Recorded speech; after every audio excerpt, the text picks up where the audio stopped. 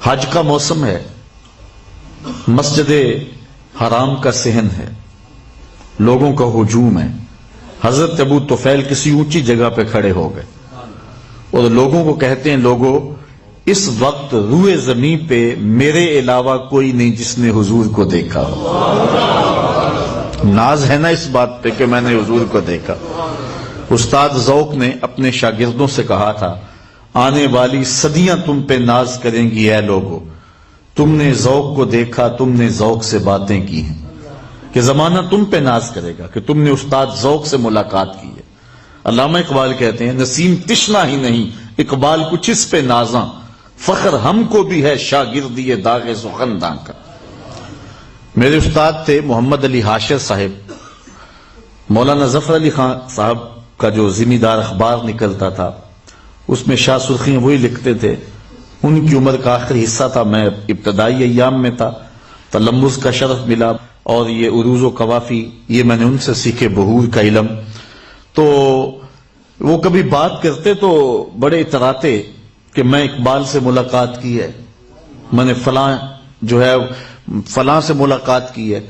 جس نے ذوق کو دیکھا ہو، جس نے داغ دہلوی سے ملاقات کی ہو، جس نے اقبال سے مجلسیں اختیار کی ہوں، وہ تو ناز کرے، اور جس کی آنکھوں نے جمال محمد عربی دیکھا ہو پھر وہ اپنی قسمت میں ناز کیوں نہ کرے۔ تو حضرت ابو طفیل اونچی جگہ پہ کھڑے ہو گئے اور کھڑے ہو کے کہتے کیا ہیں، لوگوں آؤ، اس وقت روئے زمین پہ میرے علاوہ کوئی نہیں جس نے حضور کو دیکھا۔ اچھا، یہ سننے کی دیر تھی کہ لوگ بھاگ کھڑے ہوئے۔ یار میلاد کی تو شرینی بانٹے تو لوگ اکٹھے ہو جاتے ہیں، جہاں حضور کی باتیں بانٹنے والا آ گیا، جہاں حضور کا ذکر بانٹنے والا آ گیا، تو پھر دور بھی تابعین کا ہے، ارد گرد جھمگٹا بن کے کھڑے ہو گئے۔ اب مسائل حج کے پوچھے ہوں گے نا، چونکہ حج تھا۔ یہ عید ہم سال کے بعد 2 بار پڑھتے ہیں، چھوٹی عید اور بڑی عید، اور مولانا صاحب کو ہر بار طریقہ بتانا پڑتا ہے، اس لیے کہ سال کے بعد جو آتی ہے۔ تو جن لوگوں نے حج کیا ہے انہیں بھی اچھی طرح یہ بات یاد ہوگی کہ وہاں ہر بندہ حج کے مسائل پوچھتا نظر آتا ہے، چونکہ اکثر لوگ پہلی بار گئے ہوتے ہیں، اور اگر کوئی دوسری بار یا تیسری بار بھی گیا ہے تو چونکہ سال کے بعد گیا ہے تو ہر بندہ حج کے مسائل پوچھتا ہوا وہاں نظر آتا ہے، اور جس کو سمجھے کہ اس کو مسائل آتے ہیں اس کے ارد گرد لوگوں کا جمگٹا ہی نظر آتا ہے۔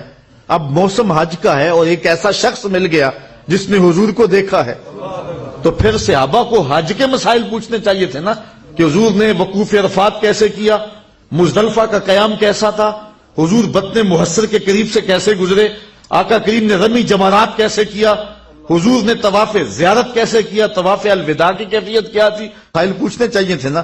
لیکن کیا پوچھا؟ صف لنا رسول اللہ، ہمیں حضور کا حلیہ بیان کر دو، اگر مل گئے ہو تو بتاؤ حضور کیسے تھے۔ تو حضرت ابو طفیل نے 3 لفظوں میں حضور کا حلیہ بیان کیا۔ وہ لفظ آپ یاد کرنا چاہیں آسان ہے، یاد کر بھی سکتے ہیں۔ کہتے ہیں، کان رسول اللہ صلی اللہ علیہ وسلم ابیض ملیحا مقصدا، ابیض ملیحا مقصدا، ایک تو چٹے رنگ کے تھے، حدیث میں آتا ہے ازہر اللون، انور اللون کے لفظ بھی ہیں کہ حضور کا رنگ چمکدار تھا۔ ام معبد کہتی ہے، رأیت رجلا ظاہر البزاق، میں نے ایسا شخص دیکھا جس کا رنگ نکھرا ہوا تھا۔ تو یہ ابیض کا لفظ انہوں نے استعمال کیا، ایک تو سفید رنگ تھا، یہ ابیض کا لفظ جو ہے یہ خاص طور پہ حضور کے لیے استعمال ہوا ہے۔ یہ دادا جو ہوتا ہے نا، وہ اپنے پوترے سے بڑا پیار کرتا ہے اور بیٹے سے زیادہ پیارے پوتے لگتے ہیں۔ تو حضور کے دادا جناب عبد المطلب رضی اللہ تعالیٰ عنہ حضور سے بڑا پیار کرتے تھے، اور حضور کا ایک عرفی نام انہوں نے رکھا ہوا تھا، وہ کیا تھا؟ ابیض۔ جب پکارتے یا ابیض، گورے رنگ والے، یہ نام کہہ کے پکارتے تھے۔ حضور علیہ السلام کی عمر ہے 9 سال۔ حضور کے چچا کے پاس لوگ آئے کہ بارش نہیں ہو رہی اور قحط پڑ گیا اور کھانے پینے کے لیے بھی کچھ نہیں ہے، آپ اولاد اسماعیل سے ہیں، ہمارے لیے کوئی دعا کریں۔ تو انہوں نے حضور کو لیا اور سن حرم میں آ گئے۔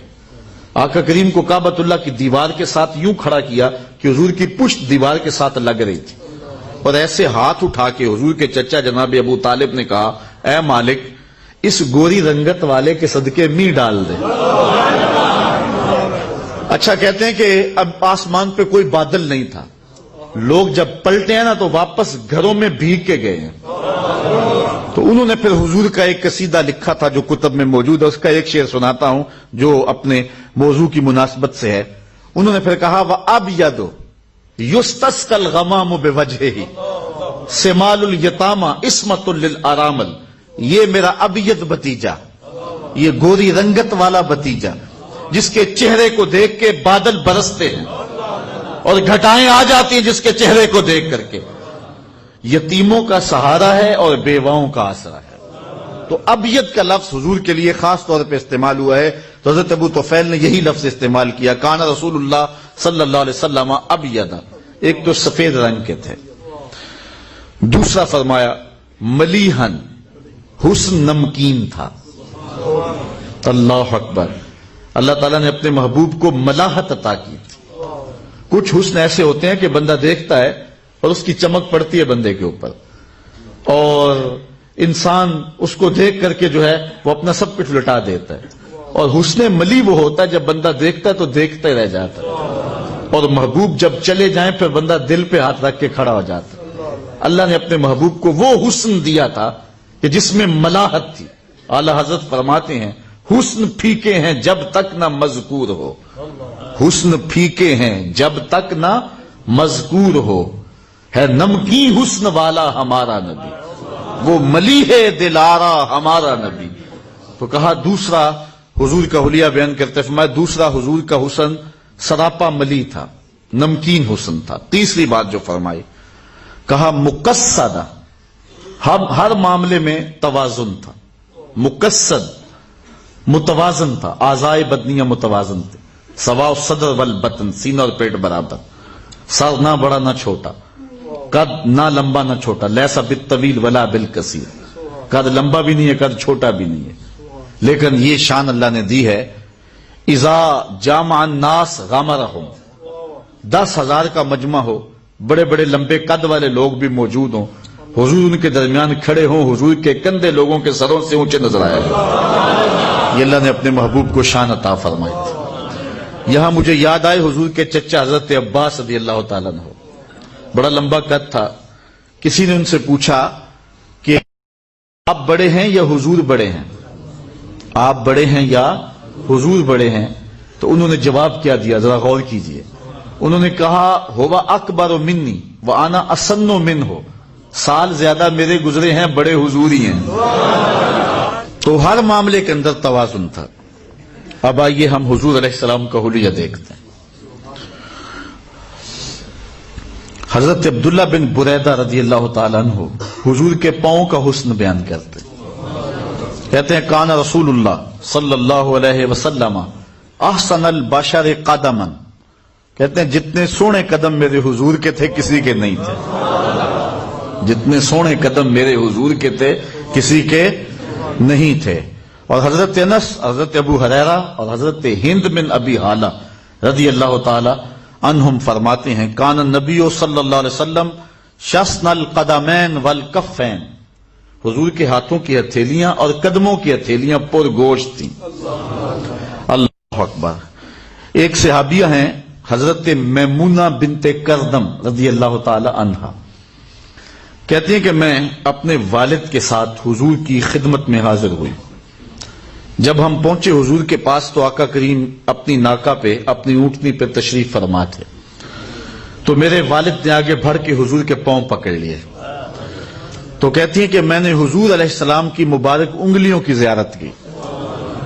اب سنی حضرت میمونہ بنت کردم کے لفظ، کہتی ہیں فما نسیتو فیما نسیتو طول اصبع قدمہ السبابہ علی سائر اصابعہ، انگوٹھے کے ساتھ والی انگلی کی جو لمبائی تھی نا باقی انگلیوں کی نسبت، کہتی ہیں سال گزر گئے ابھی تک وہ نقشہ ہی نہیں آنکھوں سے جا رہا، وہ حسن اب بھی میری نگاہوں کے سامنے.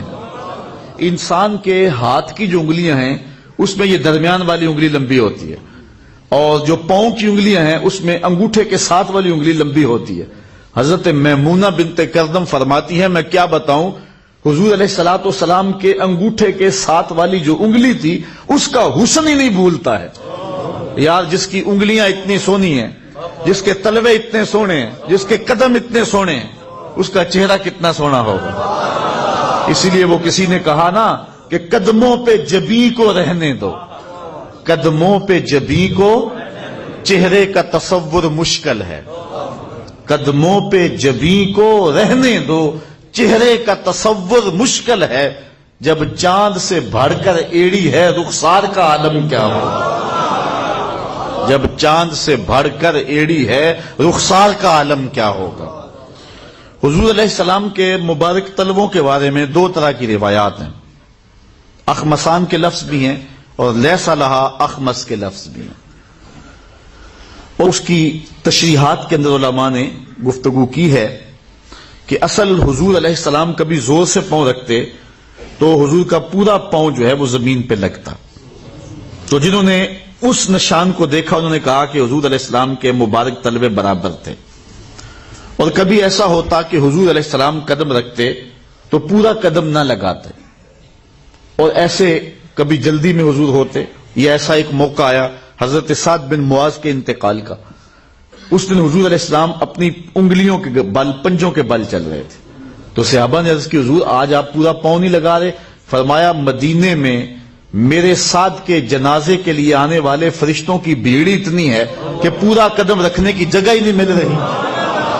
70,000 فرشتے حضرت سعد کے جنازے میں آئے تھے، اللہ کا عرش بھی کانپ اٹھا تھا، جھوم اٹھا تھا حضرت سعد کے جنازے پہ، اللہ اکبر۔ تو حضور علیہ السلام اس طرح چل رہے تھے، تو کبھی حضور علیہ السلام پاؤں لگاتے اور کبھی پورا پاؤں جمتا۔ ویسے حضور کا طریقہ چلنے کا یہ تھا کہ پاؤں خوب جمتا تھا اور اس کا نشان جو ہے وہ زمین کے اوپر پڑ جاتا، بالخصوص اگر کوئی پتھر ہوتا اور آقا کریم علیہ السلام ننگے پاؤں ہوتے۔ تو حضرت ابو ہریرہ سے روایت ہے انہ صلی اللہ علیہ وسلم کان اذا مشى علی الصخر غاصت قدمہ فیہ، تو حضور علیہ السلام کے قدموں کے نشان اس کے اندر ثبت ہو جاتے۔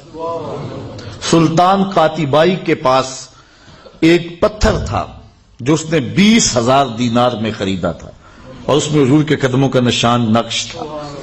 ساری زندگی اس نے اپنے پاس رکھا، مرنے کے بعد اس نے وصیت کی کہ اس پتھر کو میری قبر کے سرانے لگانا۔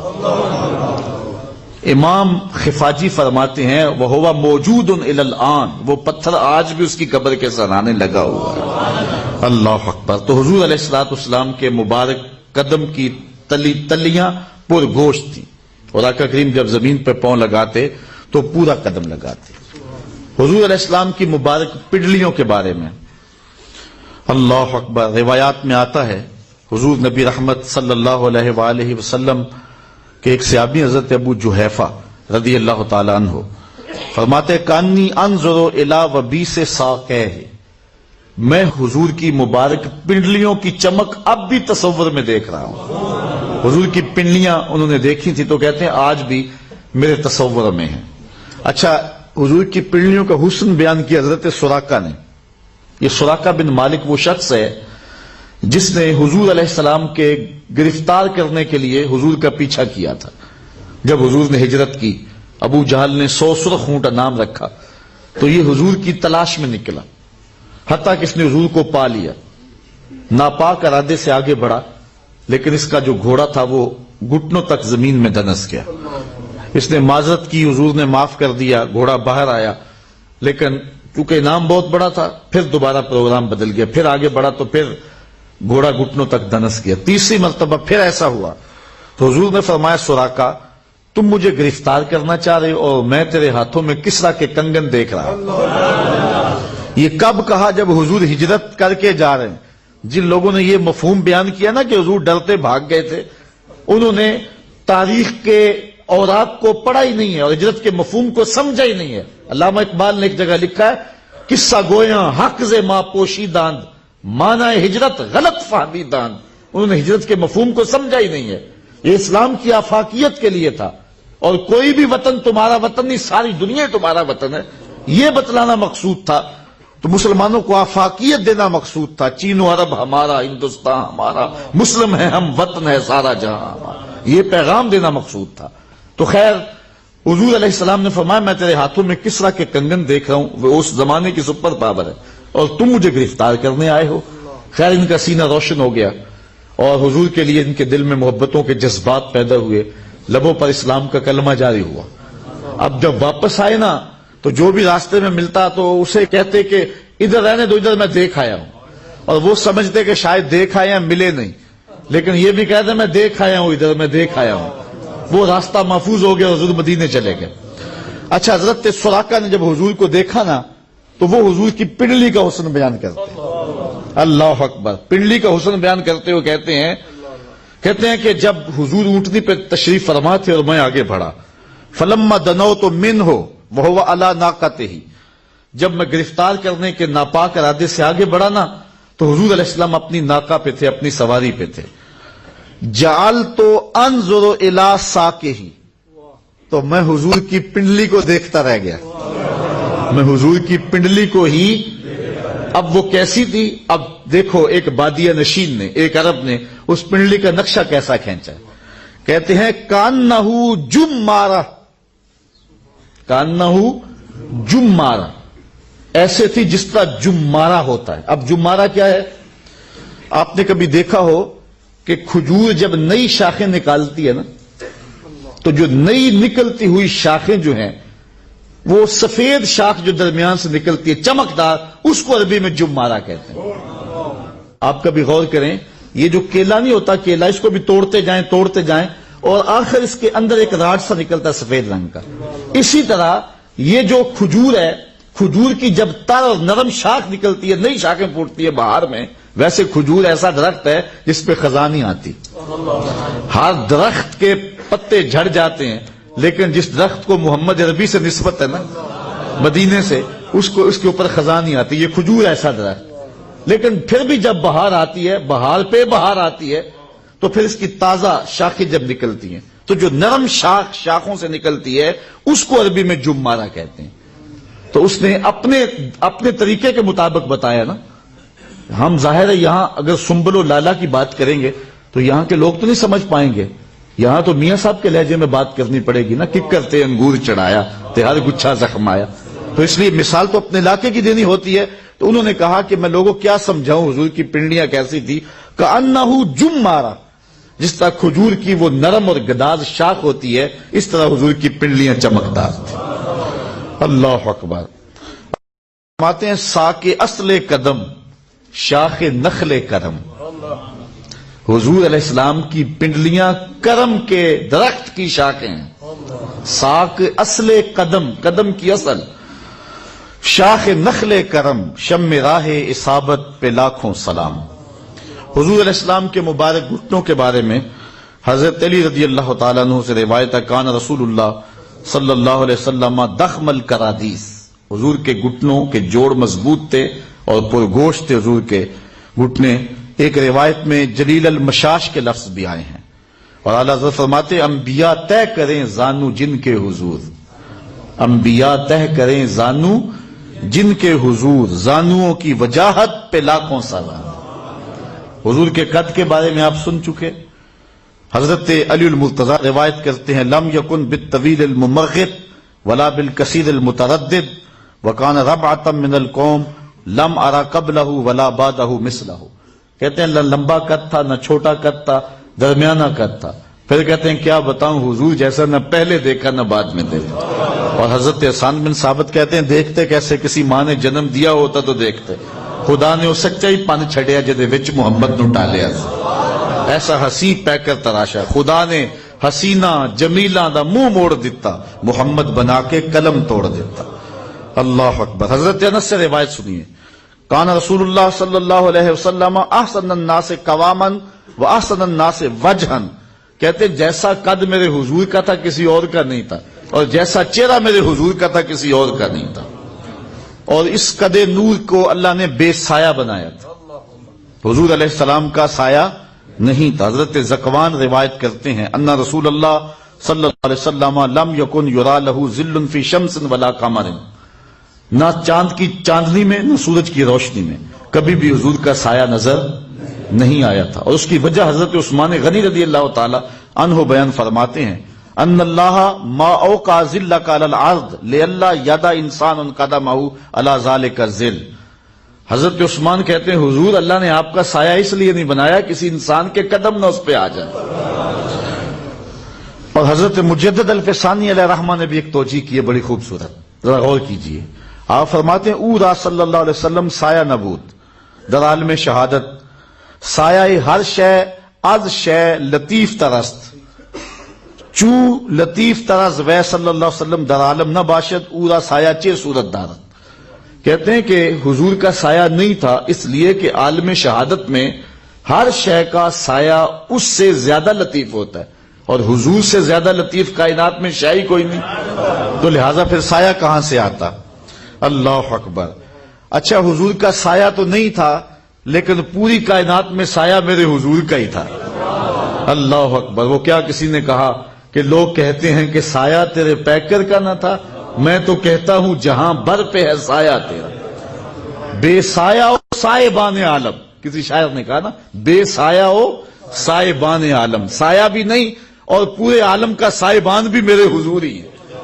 اللہ اکبر۔ اللہ تعالیٰ نے اپنے محبوب علیہ الصلوۃ والسلام کو جو رانیں عطا فرمائی تھی، کیونکہ حضور علیہ الصلوۃ والسلام کے پردے کی جگہ کو کسی نے دیکھا نہیں ہے، اور حضرت علی کو خاص طور پہ حضور نے وصیت کی کہ میرے انتقال کے بعد میرا غسل تم نے دینا، اس لیے کہ اگر کسی اور نے دیا اور کسی کی نظر میرے پردے کی جگہ پہ پڑ گئی تو اس کی آنکھیں نابینی ہو جائیں گی، وہ نابینا ہو جائے گا، اندھا ہو جائے گا۔ لیکن حضور جب بیٹھتے تھے تو حضور کی یہ رانیں آپ کے پیٹ کے ساتھ لگتی تھیں، قرفصا بیٹھتے تھے حضور، یعنی حضور علیہ الصلوۃ والسلام اپنے پاؤں کو کھڑا کر کے اپنی رانوں کو اپنے پیٹ کے ساتھ لگا کر کے جو ہے وہ بیٹھتے تھے۔ یہ حضور کے بیٹھنے کا طریقہ ہے۔ اچھا اللہ نے اپنے محبوب کو یہ شان بھی دی کہ حضور ناف بریدہ پیدا ہوا، جب پیدا ہوئے تو ناف کٹی ہوئی تھی اور مختون پیدا ہوئے، ختنے ہوئے تھے۔ حضرت عبداللہ بن عمر سے روایت ہے انہ ولد مختونا مسرورا، جب پیدا ہوئے تو ختنے پہلے ہوئے تھے اور حضور علیہ الصلوۃ والسلام کی ناف بھی کٹی ہوئی تھی۔ یہ جو ماں کا خون ہے وہ بیٹے کی غذا بنتا ہے، اور پھر جب بچے کی پیدائش ہوتی ہے تو پھر جو ہے وہ دوسرے طریقے سے منہ کے ذریعے سے غذا شروع ہوتی ہے، لیکن حضور مقطوع سرہ پیدا ہوئے ہیں، اللہ بطن مادر میں بھی محبوب کو نوری غذا دے رہا تھا۔ اللہ اکبر۔ حضور علیہ الصلوۃ والسلام کے مبارک پیٹ کے بارے میں آتا ہے سواد بطن و صدر، پیٹ اور سینہ برابر تھے۔ ام معبد کہتی ہیں کہ حضور کا پیٹ بڑا ہوا نہیں تھا، پیٹ کا سینے سے آگے ہونا یہ انسان کے جمال میں کمی کا سبب ہے، اور پیٹ بالکل چپکا ہوا ہو یہ بھی حسن کے منافی ہے، اس لیے حضور کا سینہ اور پیٹ بالکل برابر تھے۔ گو کئی دن حضور فاقوں سے گزارتے، لیکن اس کے باوجود اللہ نے اپنے محبوب کو یہ جمال نصیب فرمایا تھا۔ سینے سے لے کر ناف تک ایک ہلکی سی لکیر تھی حضور علیہ الصلوۃ والسلام کے بطن پر بالوں کی، اس کے علاوہ پورے پیٹ پر اور سینے پر کوئی بال نہیں تھا۔ لیس فی بطنہ و صدرہ شعر غیرہ، اس کے علاوہ کوئی بال نہیں تھا۔ حضرت ابو ہریرہ رضی اللہ تعالیٰ عنہ حضور کے پہلوؤں کا ذکر کرتے ہیں، یہ پیٹ اور یہ سائڈ پہ پہلو، تو کہتے ہیں کان رسول اللہ صلی اللہ علیہ وسلم ابید الکشحین، حضور کے پہلو چٹے اور گورے تھے۔ اللہ اکبر۔ حضرت اسید بن حضیر رضی اللہ تعالیٰ عنہ ایک صحابی ہیں جو حضور سے مزاح کر لیا کرتے تھے اور حضور ان سے مزاح کر لیا کرتے تھے، اور آقا کریم علیہ السلام کے پاس کھڑے ہو کر کے وہ ایسی گفتگو کرتے کہ لوگ خوش ہو جاتے۔ آقا کریم کی طبیعت کے اندر سختی نہیں تھی، اللہ تعالیٰ فرماتا ہے لو کنت فظا غلیظ القلب لانفضوا من حولک، اے محبوب اگر تو ترش مزاج ہوتا، تیرے ماتھے پہ شکنیں آتی ہوتی تو اتنے لوگ تیرے گرد جمع نہیں ہوتے۔ یہ جو بکل مار کے بیٹھے رہتے نا، کسی سے ہنس کے بولتے بھی نہیں ہیں، یہ ان کا اپنا دین ہے۔ رسول اللہ سے بڑھ کر تبسم کرنے والا کوئی نہیں تھا، متبسم رہتے تھے حضور، جب اکیلے ہوتے تو پھر متفکر رہتے، جب لوگوں سے ملتے تو پھر متبسم ہو جاتے، اور حضور دہک نہیں کرتے تھے، لیکن کبھی کبھی کوئی ایسی بات ہوتی تو حضور اتنا بھی مسکراتے کہ حضور کی داڑھیں بھی صحابہ کو نظر آتی، صحابہ سے مذاق کر لیتے، صحابہ حضور سے مذاق کر لیتے۔ ایک صحابی کا نام ظاہر بتلایا جاتا ہے، اور وہ ایک دیہات کا رہنے والا تھا، اور حضور فرمایا کرتے تھے یہ ہمارا دیہات ہے اور ہم اس کے شہر ہیں۔ اچھا وہ مسجد نبوی کے آس پاس گھاس لا کر کے بیچتا تھا، اپنے گاؤں سے کاٹتا اور یہاں بیچتا، اور یہاں جو پیسے ملتے اس کی چیزیں اپنے دیہات کے لیے لے جاتا۔ ایک دن وہ گھاس بیچ رہا تھا، حضور گزرے، دیکھا کہ ظاہر بیٹھا ہوا ہے، حضور پیچھے سے گئے چپکے سے، اس کی کولی بھر لی۔ یہ کسی کے پیار کو دیکھنا ہونا کہ یہ میرے سے کتنا پیار کرتا ہے، تو وہ بیٹھا ہو تو اچانک پیچھے سے جا کے اس کی آنکھیں بند کر لیتے، اس کو کہتے ہیں کولی بھرنا۔ اب دیکھتے ہیں آپ کہ یہ میرا نام لیتا ہے کہ نہیں لیتا، ہر وقت کہتا ہے جی میں تجھے ہی یاد کر رہا تھا، اب پتا چلے کہ مجھے یاد کرتا ہے کہ نہیں کرتا، کس نمبر پہ میرا نام آتا ہے۔ آپ دیکھتے چیک کرتے نا کسی کو، اور اگر وہ بوجھ لے نام کہ میں کون ہے، کس کے ہاتھ ہیں، تو پھر اس کی محبت کا بھرم رہ جاتا ہے۔ ورنہ آپ اس کو کہتے ہیں، ہر وقت کہتا ہے میں تجھے ہی یاد کرتا ہے، آج پہچان ہی نہیں سکا۔ اب حضور گئے نا چپکے سے جا کے حضرت ظاہر کی کولی بھر لی۔ اچھا حضور کے ہاتھ آئے اور پتہ نہ چلے کس کے ہاتھ ہیں۔ اللہ اکبر، ان کو پتا چل گیا کہ یہ ہاتھ میرے حضور کے ہی ہیں، تو انہوں نے پتا کیا کیا، کچھ بتانے کی بجائے اپنی کمر کو پیچھے کیا، حضور کے سینے سے جوڑا رگڑنا شروع کر دیا۔ حضور آنکھیں دبائیں کہ بول بتا کون، لیکن وہ بولے ہی نہ، اور میں کہتا ہوں اس نے کبھی بھی نہیں بولنا تھا۔ سفنے دے وچ ماہی ملیا، سفنے دے وچ ماہی ملیا تے گل وچ پا لیاں باواں، ڈر دی ماری اکھ نہ کھولا متا پھر بچڑ نہ جاواں۔ حضرت ظاہر بول ہی نہیں رہے اور حضور آنکھیں دبا رہے۔ پھر حضور نے خود ہی فرمایا اس غلام کو کون خریدے گا؟ اس نے کہا حضور میں تو بڑا سستا ہوں، مجھے کس نے خریدنا؟ فرمایا تو اللہ کے ہاں بڑا مہنگا ہے، تو اللہ کے ہاں بڑا مہنگا ہے۔ تو صحابہ حضور سے مزاق کرنے، ایک صحابی کا ذکر آتا ہے وہ حضور سے عملی مزاق کرتا تھا۔ ایک تو ہے کہ گفتگو ایسی کرو کہ مزہ پیدا ہو جائے، ایک ہے کام ہی ایسا کرو۔ وہ جاتا منڈی میں سبزی خرید لیتا، کوئی نیا پھل آتا خرید لیتا، حضور کی خدمت میں آ کے ہدیہ پیش کرتا، حضور قبول کرتے، خود کھاتے، جو پاس بیٹھے ہوتے ان کو کھلا دیتے۔ اچھا اس کو دعا دیتے کہ یہ نیا پھل آیا تو نے ہمیں کھلایا، اللہ تجھے جزا دے۔ 2 4 5 دن بعد دوبارہ جب وہ منڈی جاتا نا تو جس سے وہ پھل لیا تو ادھار ہوتا، وہ پیسے مانگتا، کہتا آپ تجھے حضور کے پاس لے کے چلو، یہ پھل تو میں حضور کے لیے لے کے گیا تھا۔ اور پھر اس کو لے کے حضور کے پاس آ جاتا، حضور وہ جو پرسوں پھل نہیں کھایا تھا یہ اس کے پیسے مانگ رہا۔ حضور فرماتے میاں تو نے وہ تحفہ نہیں دیا تھا؟ عرض کرتا غریب آدمی ہوں، تحفہ کیسے دے سکتا تھا، میں نے سوچا سب سے پہلے حضور ہی کھائیں۔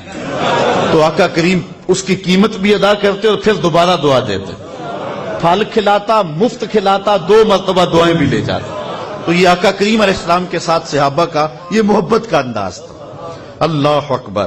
یہ حضرت اسید بن حضیر بھی ایسے شخص تھے۔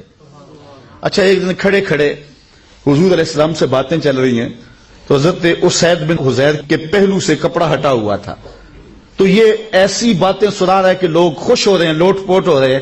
حضور نے اپنے ہاتھ کو ان کے پہلو پہ مارا، کہا چل بس بھی کر اب۔ تو حضرت حضیر کا رنگ جو ہے ایک دم بدل گیا، عرض کی حضور میں نے بدلہ لینا ہے۔ سب حیران ہے کہ حضیر کیا کہہ رہے، ابھی ہنس رہے تھے، اب کہتے ہیں میں بدلہ لینا ہے۔ حضور ناراض نہیں ہوئے، حضور نے فرمایا لے بھائی۔ اس نے کہا نہ، جب آپ نے مجھے تھپڑ رسید کیا تھا نا تو میرا کش جو تھا، میرا جو پہلو تھا وہ برہنہ تھا، ننگا تھا، اس کے اوپر کپڑا نہیں تھا۔ حضور نے کپڑا ہٹا دیا۔ اللہ اکبر۔ جب کپڑا ہٹایا نا سارے صحابہ کو غصہ آ رہا حضرت اسید پہ، یہ کیا کرنے لگے؟ لیکن جب حضور کا کپڑا ہٹا نا اور گوری گوری حضور کے پہلوؤں کی وہ رنگت اور جھلک دکھائی دی، اب لفظ سنو، فاحتضنہ فجعل یقبل کشہہ فقال بأبی انت وأمی یا رسول اللہ اردت ھذا، آگے بڑھ کے لپٹ گیا اور حضور کے پہلو کو چومنے لگا اور پھر کہنے لگا میرے ماں باپ آپ پہ قربان ہو، حضور یہ سارا کام میں نے اس لیے کیا تھا، ورنہ میں کون ہوتا ہوں آپ سے بدلہ لینے والا۔ اللہ اکبر۔ خندق کے موقع پر بھی صحابہ نے حضور علیہ الصلوۃ والسلام کے مبارک بطن کو دیکھا تھا اور حضور کے بطن پہ بندے ہوئے پتھر بھی انہوں نے دیکھے تھے۔ اس کے علاوہ بھی کئی ایسے مقامات آئے کہ صحابہ نے حضور کا بطن اقدس بھی دیکھا ہے، حضور کی پشت بھی دیکھی ہے۔ حضرت محرش بن عبداللہ روایت کرتے ہیں کہ حضور علیہ السلام کو میں نے ایک دن احرام باندھتے ہوئے دیکھا حج کا، تو جب حضور علیہ السلام احرام باندھ رہے تھے تو میں نے حضور کی پشت دیکھ لی، فَنَظَرْتُ إِلَىٰ ظَهْرِهِ كَأَنَّهُ سَبِيكَةُ فِضَّةٌ، ایسا لگتا تھا جس طرح چاندی میں ڈلی ہوئی ہے۔ اللہ اکبر۔ حضرت عائشہ سے روایت ہے کان رسول اللہ صلی اللہ علیہ وسلم واسع الظہر، حضور علیہ السلام کی مبارک جو پشت تھی وہ بالکل کشادہ تھی، واضح تھی۔ حضور کے سینے کے بارے میں حضرت ہند بن نبی حالہ روایت کرتے ہیں کہتے ہیں کان رسول اللہ صلی اللہ علیہ وسلم عریض الصدر، حضور کا سینہ کشادہ تھا، اور اللہ خود کہہ رہا ہے لم نشرح لک صدرک، اللہ اکبر۔ حضور علیہ الصلوۃ والسلام کا سینہ جس طرح ظاہراً کشادہ تھا، اس طرح حضور کا سینہ باطناً بھی ماناً بھی کشادہ تھا۔ اور کتنا کشادہ تھا، ایک روایت دیکھیں، حضور فرماتے ہیں رأیت ربی عز وجل فی احسن صورہ، میں اللہ کو احسن صورت میں دیکھا۔ قال فیما یختصم الملأ الاعلی، ارشاد فرمایا کہ یہ فرشتے کس بات پہ بحث کر رہے ہیں؟ قلت انت عالم، میں نے کہا مالک تو بہتر جانتا۔ قال فوضع کفہ بین کاتفی، تو اللہ تعالیٰ نے اپنا دست کرم میرے دو کندھوں کے درمیان رکھا۔ دست کرم، دست قدرت، یہ متشابہات میں سے، میرے دو کندھوں کے درمیان رکھا۔ پھر کیا ہوا؟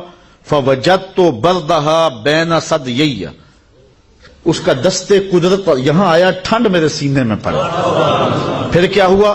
فعلمت ما فی السماوات و ما فی الارض، پھر زمین آسمان کے اندر جو کچھ تھا سب کچھ میں نے جان لیا۔ اتنا کشادہ ہو گیا حضور علیہ السلام کا مبارک سینہ۔ حضور کے سینہ اطہر میں حضور علیہ السلام کا قلب اطہر تھا۔ اچھا، اعلی حضرت کا سلام آپ ہر جمعۃ المبارک کو سنتے ہیں، اس میں حضور کے معجزات کا بھی بیان ہے، اور حضور کے پائے انور سے لے کر کے حضور کے سر انور تک حضور کے ایک ایک عضو کا حسن بھی بیان ہوا ہے۔ کبھی ہونٹوں کا ذکر کرتے ہیں، پتلی پتلی گلے قدس کی پتیاں، ان لبوں کی نزاکت پہ لاکھوں سلام۔ کبھی سر کا ذکر کرتے ہیں جس کے آگے سرے سربراہ خم رہے۔ کبھی حضور علیہ السلام کی آنکھوں کی اور حضور کی ناک کا ذکر کرتے ہیں، نیچی نظروں کی شرم و حیا پر درود، اونچی بینی کی رفعت پہ لاکھوں سلام۔ کبھی ہاتھوں کا ذکر، ہاتھ جس سمت اٹھے غنی کر دیا، موج بحر سماحت پہ لاکھوں سلام۔ کبھی سینے کی، کبھی پشت مبارک کی، کبھی کندھوں کا ذکر، ایک ایک عضو کا ذکر کیا۔ لیکن اعلی حضرت جب دل پہ آئے نا، حضور کے قلب اطہر پہ، پھر اعلی حضرت چپ ہو گئے۔ پھر قلم نے جنبش کی تو میرے امام نے لکھا دل سمجھ سے ورا۔ ہر عضو کا کوئی نہ کوئی قصیدہ میں نے لکھا ہے، لیکن اب دل کے بارے میں کیا لکھوں؟ دل سمجھ سے ورا مگر یوں کہوں، غنچائے راز وحدت پہ لاکھوں سلام۔ جب شق صدر ہوا نا حضور کا اور قلب اطہر نکالا گیا اور آب زمزم سے غسل دیا گیا، جس سال حضور جب معراج پہ جانا تھا، تو جبریل امین نے دو لفظ کہے تھے حضور کے قلب اطہر کے بارے میں، وہی لفظ ملتے ہیں حضور کے دل کے بارے میں، اللہ اکبر۔ وہ بیان کرتے ہیں، امام بدر الدین عینی نے عمدۃ القاری شرح صحیح بخاری میں وہ لفظ لکھے ہیں، جبریل نے کہا واہ واہ قلب وکیع فیہ اذنان سمیعتان و عینان بصیرتان، واہ واہ کیسا دل ہے جس میں دو آنکھیں ہیں جو دیکھتی ہیں اور دو کان ہیں جو سنتے ہیں۔ اسی لیے فرمایا صحابہ اپنی صفیں سیدھی رکھا کرو، مت سمجھو کہ میں صرف آگے دیکھتا ہوں، جس طرح آگے دیکھتا ہوں میں پیچھے بھی دیکھتا ہوں، میں تمہارے رکوع بھی دیکھتا ہوں اور دلوں میں پیدا ہونے والے خشوع بھی دیکھتا ہوں۔ اور اقبال کہتا ہے چشم تو بی نندائے ما فی الصدور، اے فروغت صبح آثار و دہور، چشم تو بی نندائے ما فی الصدور، تیری نظر تو سینوں کے چھپے راز بھی دیکھتی ہے۔ تو یہ اللہ نے اپنے محبوب کے دل کو وہ نور دیا ہے۔ حضور نے فرمایا، حضرت عائشہ سے روایت ہے، تنام عینایا ولا ینام قلبی، میری آنکھیں سوتی ہیں دل نہیں سوتا رہتا۔ اسی لیے ہماری نیند وضو توڑ دیتی ہے، نبی کی نیند وضو نہیں توڑتی، اس لیے کہ دل تو جاگ رہا ہوتا ہے حضور کا۔ اللہ اکبر۔ حضور کے بازو کے بارے میں ایک روایت ہے، کان رسول اللہ صلی اللہ علیہ وسلم اشر ذراعین، حضور کے بازو پہ بال تھے، ابل الازدین والذراعین طویل الزندین، یہ بھی لفظ ہیں۔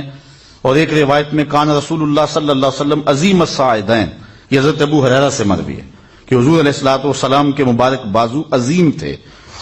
اور اعلی حضرت فرماتے ہیں جس کو بارے دو عالم کی پرواہ نہیں، ایسے بازو کی قوت پہ لاکھوں سلام۔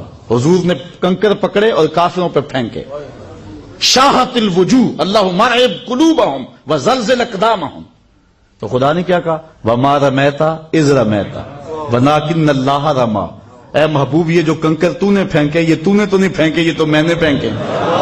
ذرا غور تو کیجئے، لوگ جدائی ڈال رہے ہیں اللہ اس کے رسول میں، اللہ کہتا ہے محبوب یہ جو کنکر تو نے پھینکے ہیں، یہ کنکر جو تو حضور نے پھینکے ہیں نا، پھر کہا تو نے نہیں پھینکے، یہ میں نے پھینکے۔ ذرا غور تو کیجیے اس پہ، یہ جو کنکر تو نے پھینکے یہ تو نے نہیں پھینکے، یہ میں نے پھینکے۔ وَمَا رَمَيْتَ إِذْ رَمَيْتَ وَلَٰكِنَّ اللَّهَ رَمَىٰ۔ ہمارے استاد فرمایا کرتے تھے کہ لوگوں کو غلطی لگ گئی ہے دین سمجھنے میں، ہم یہ نہیں کہتے کہ اللہ اس کے رسول کی ذات ایک ہے، اگر یہ کہیں گے تو کافر ہوں گے، یہ نہیں کہتے۔ ہم کہتے ہیں ذات ایک نہیں ہے لیکن بات ایک ہی ہے۔ ذاتیں دو ہیں لیکن باتیں دو نہیں، ذات ایک نہیں لیکن بات۔ تو کنکر محبوب نے پھینکے، اللہ فرماتا محبوب یہ میں نے پھینکے۔ اللہ اکبر۔ تو محبوب علیہ الصلوۃ والسلام کے وہ بازو، ان پر ایک حدیث سناؤں۔ ایک ظاہری حسن ہے نا بازوؤں کا، اور ظاہری لمبائی ہے کہ موزونیت کے ساتھ حضور علیہ السلام کے مبارک بازو لمبے تھے، لیکن اس کا ایک اور مانوی قد بھی ہے، اور وہ حضرت عبداللہ ابن عباس بیان کرتے ہیں، کہتے ہیں نماز پڑھائی حضور نے، نماز پڑھاتے پڑھاتے حضور نے ہاتھ آگے کیا، بخاری کی روایت ہے، پھر پیچھے کر لیا، سلام پھرا تو صحابہ نے پوچھ لیا حضور آج آپ نے نماز پڑھاتے پڑھاتے ہاتھ آگے کیا پھر کھینچ لیا، کیونکہ صحابہ سمجھتے تھے حضور کی اداؤں کا نام دین ہے، تو یہ آج نئی ادا سامنے آئی ہے تو یہ بھی دین ہوگا۔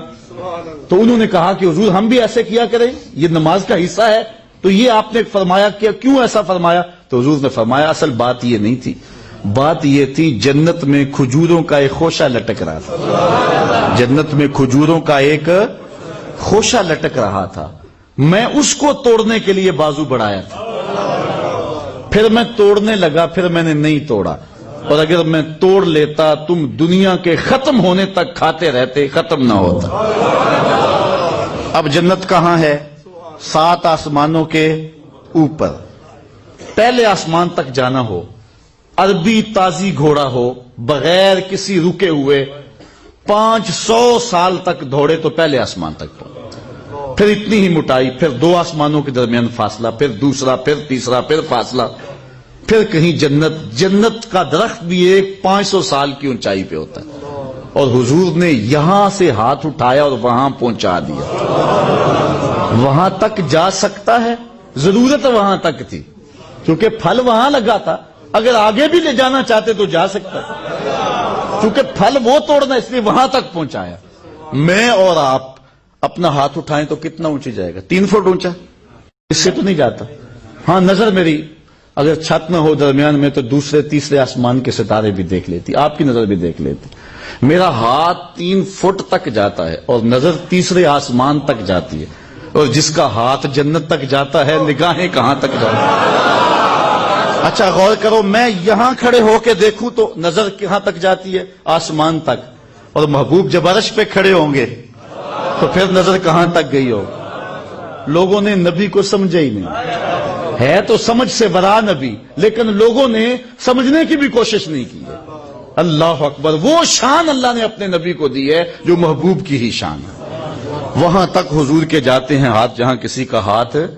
اچھا حضور کے مبارک کندھے، حضرت برا بن عازب کہتے ہیں کان رسول اللہ صلی اللہ علیہ وسلم بعید ما بین منکبین، حضور کے کندھوں کے درمیان مناسب فاصلہ تھا، کشادہ تھے کندھے حضور کے۔ حضرت ابو ہریرہ کہتے ہیں کان رسول اللہ صلی اللہ علیہ وسلم عظیم مشاش المنکبین، حضور کے کندھوں کی جو ہڈیاں تھیں ان کے جوڑ مضبوط تھے۔ اللہ اکبر، پوری امت کا بوجھ نہیں اٹھانا تھا۔ اللہ اکبر۔ حضرت نبی رحمت صلی اللہ علیہ وسلم کے مبارک کندھوں کا ذکر کرتے ہیں حضرت انس رضی اللہ تعالیٰ عنہ۔ حضرت انس کہتے ہیں کبھی کبھی حضور کے پاس کوئی مانگنے والا آ جاتا تو کوئی ایسا مانگنے والا بھی ہوتا جس کو آداب کا پتہ نہ ہوتا، کوئی بدو دور سے آ جاتا، آداب نبوت کا علم نہ ہوتا، وہ حضور کے پاس آ کے کہتا مجھے بھی دو مجھے بھی دو، حتیٰ کہ سائلین کا ہجوم بن جاتا اور وہ حضور کا کپڑا قمیض پکڑ کے کھینچتا، اور وہ جب کھینچتا نا حضور کی قمیض سرک کے نیچے آ جاتی، ہم حضور کے مبارک کندھے دیکھ لیتے۔ اللہ اکبر۔ کہتے فَكَأَنَّمَا أَنظُرُ حِينَ بَدَا مَنْكَبَيْهِ إِلَى شِقِّهِ الْقَمَرِ مِنْ بِيَاضِهِ، کہتے ہیں کہ ایک سائل آیا، اس نے حضور کی قمیض کھینچی، کہا مجھے بھی دیں، اور کھینچتے ہوئے بہت نیچے لے گیا حتیٰ کہ حضور کا کندھا نظر آنے لگا۔ کہتے ہیں ایسے لگا جس طرح چاند چڑھا ہوا ہے، ایسا حضور کا کندھا چمکدار تھا۔ آپ جانتے ہیں ان کندھوں کی کہانی، جب حضور نے فتح مکہ کیا ہے نا تو حضرت علی کو کہا میرے کندھوں پہ چڑھو اور ان بتوں کو توڑو. حضرت علی نے کہا حضور آپ میرے کندھوں پہ چڑھیں. شیخ عبد الحق نے لکھا ہے مدارج النبوہ میں، حضور نے فرمایا تو نبوت کا بوجھ نہیں اٹھا سکے. اللہ اکبر. تو حضرت علی حضور کے کندھوں پہ آئے، بتوں کو توڑا. اب غور کیجئے حضرت علی کیا فرماتے ہیں. کہتے جب میں حضور علیہ السلام کے کندھوں پہ چڑھا نا تو میں نے عرض کی انی لو شئت نلت افق السما، اگر میں چاہوں نا تو آسمان کو بھی چھو سکتا ہوں. اتنا اونچا چلا گیا. اور شیخ عبداللہ کہتے ہیں جب حضرت علی نے چھلانگ لگائی نا تو مسکرا رہے تھے. تو حضور نے فرمایا کہ علی مسکرا کیوں رہے ہو؟ عرض کی حضور اتنی اونچی سے نیچے گرا ہوں اور مجھے چوٹ بھی نہ لگی. تو حضور نے فرمایا علی چوٹ کیسے لگتی؟ تجھے چڑھانے والا نبی تھا، اتارنے والا جبریل تھا. اللہ اکبر. حضور علیہ السلام کے دو کندھوں کے درمیان مہر نبوت تھی. حضور کی مہر نبوت حضرت وہب بن منبہ سے سنیے رضی اللہ تعالیٰ عنہ سے. کہتے ہیں لم یبعث اللہ نبیا الا وقد کانت علیہ شامۃ النبوہ فی یدہ الیمنی الا نبینا صلی اللہ علیہ وسلم فإن شامۃ النبوۃ کانت بین کتفیہ. کہتے ہیں جتنے بھی نبی ہوئے ہیں اللہ کے، سب نبیوں کے ہاتھوں پہ مہر نبوت ہوتی تھی، دائیں ہاتھ پہ، اور وہ نبوت کی علامت تھی، سوائے ہمارے نبی کے. ہمارے نبی کی مہر نبوت ہاتھ پہ نہیں تھی بلکہ محاذ قلب پہ، دو کندھوں کے درمیان. کہتے اس کی کیا وجہ؟ امام نبہانی نے غالباً 17 وجہ بیان کی. ایک وجہ یہ بیان کی کہ باقی جو بھی آتا کسی نبی سے ملتا، مصافحہ کرتا، پھر جانتا یہ اللہ کا نبی.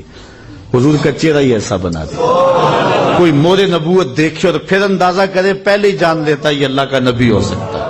اللہ اکبر. گو اللہ کا ہر نبی حسین ہوا ہے، لیکن جو حسن اللہ نے اپنے محبوب کو دیا وہ حضور کا ہی مقسوم ہے. حضور علیہ السلام کی مہر نبوت حضرت صائب بن یزید نے دیکھی ہے.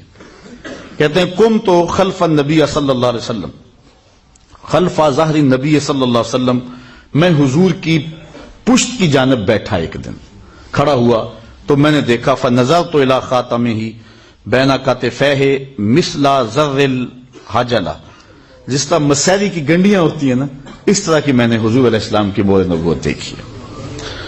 حضرت جابر بن سامرہ کہتے ہیں رأیت الخاتمہ عند کتفہ مثل بیضۃ الحمامہ یشبہ جسدہ. حضور علیہ السلام کے دو کندھوں کے درمیان کبوتری کے انڈے کے برابر ابھرا ہوا حضور کا گوشت کا ایک ٹکڑا تھا جو جسم کی رنگ سے مشابہت رکھتا تھا. وہ میں نے حضور علیہ السلام کی مہر نبوت دیکھی ہے. اچھا، حضور علیہ السلام کی مہر نبوت کا ذکر کرتے ہیں حضرت سلمان فارسی. آپ جانتے ہیں صحابہ میں سب سے زیادہ لمبی عمر کسی نے پائی ہے تو وہ حضرت سلمان فارسی نے پائی، 350 سال زندگی پائی. ان کا باپ مجوسی تھا، آگ کو پوجنے والا، لیکن یہ اپنی زمینوں میں جاتے، بڑے امیر آدمی تھے، تو راستے کے اندر ایک گرجا آتا تھا. اس گرجے کے پادری کے پاس بیٹھنے اٹھنے لگے. اس نے بتایا کہ یہ جو ہے وہ آگ کو پوجنا اچھی بات نہیں ہے، اور اس نے ان کے دل میں سچی طلب پیدا کی. حضرت سلمان فارسی کے باپ کو پتا چلا تو انہوں نے ان کو باندھ دیا. یہ کسی طرح سے جان چھڑا کر کے وہاں سے بھاگ گئے، اور کہتے ہیں کہ میں بھاگ کے ایک پادری کی جا کے خدمت کرتا رہا، ساری زندگی گزار دی. جب اس کا آخری وقت آیا اس نے مجھے بلایا، بلا کے کہا تو نے بڑی نوکری کی ہے، بڑی خدمت کی ہے میری، میں تجھے کچھ دینا چاہتا ہوں. میں نے کہا کہ میں اسی لیے تو آپ کے پاس آیا ہوں. اس نے کہا کہ میری تدفین کے بعد غموریہ چلا جانا، وہاں کا پادری ہے جو اس وقت کتاب اللہ کا صحیح عالم ہے، اس کے پاس تجھے کوئی خیر کی بات ملے گی. میں تجھے صرف اتنی بات بتاتا ہوں کہ اس وقت روئے زمین پر اس سے بہتر کوئی شخص نہیں ہے. کہتے میں نے اس کی تدفین کی مرنے کے بعد اور غموریہ چلا گیا. ساری زندگی میں نے وہاں گزار دی. پھر جب وہ مرنے لگا تو اس نے مجھے بلایا، کہنے لگا کوئی ایسا شخص نہیں ہے کہ جس کے پاس اب میں تجھ کو بھیجوں، لیکن اب تو چلا جا یثرب میں، نبی آخر الزمان کے ظہور کا وقت قریب آ گیا اور وہ ہجرت کر کے یثرب میں آئیں گے. کہتے میں نے اس کو کہا کہ میں کیسے پہچان سکوں گا کہ وہ اللہ کے نبی؟ کوئی شخص بھی تو دعویٰ کر سکتا ہے. اس نے کہا نشانیاں بتا دیتا ہوں. ایک نشانی یہ ہے صدقہ نہیں لیں گے، دوسری نشانی یہ ہے ہدیہ لیں گے، تیسری نشانی یہ ہے دو کندھوں کے درمیان مہر نبوت ہوگی. کہتے ہیں کہ میں یثرب کی جانب چلنے لگا تھا، آگے سے ایک قافلہ آ رہا تھا، انہوں نے مجھے پکڑ کے غلام بنا لیا اور میرے ساتھ بھلا یہ کیا کہ آ کے مدینے میں بیچ دیا۔ ایک یہودی نے مجھے خرید لیا اور اپنے باغ میں خدمت کے لیے وقف کر دیا۔ شہزادے تھے، بہت بڑے باپ کے بیٹے تھے، لیکن سچی طلب کے لیے کبھی عرش پر کبھی فرش پر، کبھی ان کے در کبھی در بدر، غم عاشقی تیرا شکریہ میں کہاں کہاں سے گزر گیا۔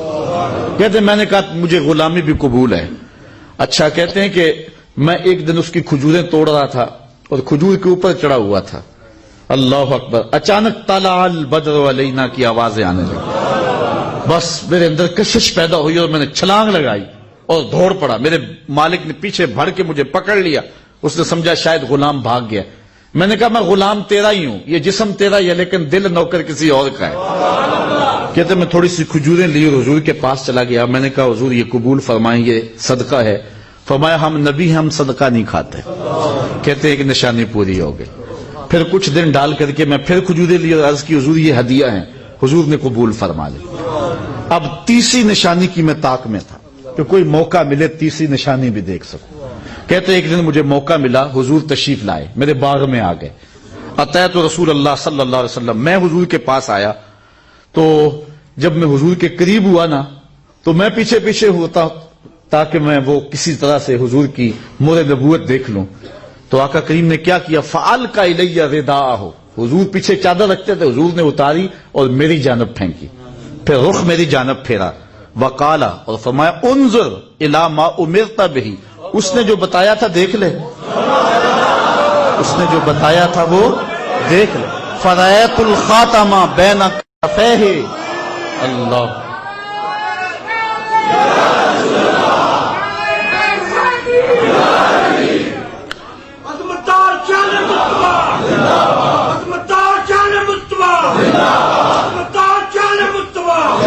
وقال انظر الى ما امرت به فرأیت الخاتم بین کتفیہ مثل بیضۃ الحمامہ، تو میں نے کبوتر کے انڈے کے برابر حضور کی مہر نبوت بھی دیکھ لی۔ اللہ اکبر۔ کہانی ویسے لمبی، حضرت سلمان فارسی کی، اور پھر آزادی بھی ہوئی، پھر کھجوریں اپنے دستے کرم سے حضور نے لگائی بھی، درخت پک کے پھل بھی دینے لگے، پھر وہ ذائقہ جو ابو حضرت سلمان فارسی کی کھجوروں کا تھا پورے مدینے میں کسی کھجور کا بھی نہیں تھا۔ اللہ اکبر، کیونکہ حضور نے اپنے دستے کرم پہ، تیری غلامی پہ نثار ہزار آزادی، غلام ہوئے مصطفیٰ کے لیے لیکن زمانے کے امام بن گئے۔ پھر حضور نے بھی کیا اعزاز دیا، فرمایا سلمان منا اہل البیت، لوگوں سن لو سلمان فارسی میرے اہل بیت سے ہے، آیا فارس سے اہل بیت رسول کا بن گیا، فرمایا یہ میرے اہل بیت سے ہے۔ اللہ اکبر۔ اچھا، حضور کے مبارک ہاتھوں کا ذکر بھی سن لیں۔ اعلی حضرت کہتے ہیں میں تیرے ہاتھوں پہ صدقے، میں تیرے ہاتھوں پہ صدقے، کیسی تھیں وہ کنکریاں، کیسی تھیں وہ کنکریاں، اللہ اکبر، جس سے اتنے کافروں کا دفعتاً منہ پھر گیا۔ کنکریاں اٹھا کے حضور نے پھینکی۔ حضرت عائشہ رضی اللہ تعالیٰ عنہ کہتی ہیں کانت کف رسول اللہ صلی اللہ علیہ وسلم الین من الحریر، کہتی ہیں حضور کے مبارک ہاتھ ریشم سے زیادہ نرم تھے، ریشم سے زیادہ نرم تھے۔ اور حضرت انس کہتے ہیں ما مسست حریرا ولا دیباجا الین من کف رسول اللہ صلی اللہ علیہ وسلم، آج تک نہ کوئی ریشم اور نہ کوئی دیباج میں نے چھوا ہے جو حضور کے ہاتھوں سے نرم ہو۔ اللہ اکبر۔ حضرت مثنى بن صالح اپنے دادا سے روایت کرتے ہیں، وہ کہتے ہیں کہ میرا دادا جی کہتے ہیں صافحت رسول اللہ صلی اللہ علیہ وسلم، میں نے حضور سے مصافحہ کیا، پھر کیا ہوا، فلم ارا واللہ کفا الین من کفہ، میں نے حضور کے ہاتھ سے زیادہ نرم کوئی ہاتھ نہیں دیکھا۔ حضرت وائل بن حجر کہتے ہیں کہ میں حضور کی خدمت میں حاضر ہوا تو آقا کریم علیہ الصلوۃ والسلام کے ہاتھوں کو چھونے کا مجھے بھی موقع نصیب ہو گیا۔ بہت سارے بچے کھیل رہے تھے، میں بھی تھا، حضور علیہ السلام نے ہمارے سروں پہ ہاتھ پھیرا اور پھر میرے سر پہ بھی ہاتھ پھیرا، پھر میں نے اس ہاتھ کو چھوا بھی۔ کہتے ہیں فَإِنَّهُ أَطْيَبُ رَائِحَةً مِّنَ الْمِسْكِ، کہتے ہیں کہ وہ کستوری سے زیادہ خوشبودار تھا۔ حضرت جابر بن سامرہ کہتے ہیں کہ حضور علیہ الصلوۃ والسلام نے ایک دن شفقت کرتے ہوئے میرے رخسار پہ، میری گال پہ ہاتھ پھیرا۔ تو پھر ہوا کیا؟ کہتے ہیں میرے رخسار پہ حضور نے ہاتھ پھیرا، فوجدت بعدہ بردا وریحا کانما اخرجت من جونۃ عطار۔ کہتے ہیں اتنا خوشبودار، اتنا ٹھنڈا، اتنا پیارا، اتنا خوشبودار تھا، لگتا تھا جس طرح عطار کے برتن سے ابھی ہاتھ نکالا گیا۔ حضرت قتادہ بن ملحان کی بھی سنیے، کہتے ہیں کہ حضور نے ایک دن شفقت سے میرے منہ پہ ہاتھ پھیر دیے، اپنے ہاتھ میرے منہ پہ پھیر دیے۔ حضرت قتادہ کا چہرہ روشن ہو گیا۔ حضرت علا بن عمیر کہتے ہیں کہ حضرت قتادہ کی جب آخری عمر تھی، میں ان کے گھر گیا۔ بڑھاپے میں تو چہرے کا رنگ اتر جاتا ہے، لیکن ان کا چہرہ اتنا روشن تھا کہ میں ان کا حال پوچھنے گیا تو ان کے اوپر نزع کا عالم طاری تھا۔ خیر وہ پیچھے ٹیک لگائی تھی اور بیٹھے تھے، اور میں ان کی پینتی کی جانب بیٹھ گیا۔ کہتے ہیں گھر کافی کھلا تھا اور پیچھے سے کوئی گزرا، فَأَبْصَرْتُهُ فِي وَجْهِ قتادہ، میں نے گزرنے والا کا عکس حضرت قتادہ کے چہرے میں دیکھ لیا۔ یہ کس کا چہرہ روشن ہوا؟ اللہ اکبر، جس کے چہرے پہ حضور نے شفقت سے ہاتھ پھیر دیا۔ اللہ اکبر۔ اچھا، حضور علیہ السلام کے ہاتھوں کا ذکر سنتے ہو تو آؤ حضور کی مبارک بغلوں کا ذکر بھی سنو۔ حضور علیہ السلام کی مبارک بغلیں بے بال تھیں، بعض نے کہا کہ تھوڑے سے بال تھے اور حضور نے کھینچ دیے تھے، اور بعض کہتے ہیں بے بال تھی، اور حضور کی بغلوں کا رنگ اور حضور کے جسم کے رنگ میں فرق نہیں تھا۔ عموماً بغلوں کا رنگ اور جسم کا رنگ فرق رکھتا ہوتا ہے، اور بغلوں کے اندر جو ہے وہ سمیل اچھی نہیں ہوتی۔ اب سنو، ایک صحابی کہتے ہیں کہ جس دن حضرت سیدنا ماعز ابن مالک کو سنگسار کیا گیا، یہ ایک صحابی تھے جن سے غلطی ہو گئی، حضور کے پاس آئے اور کہا حضور میں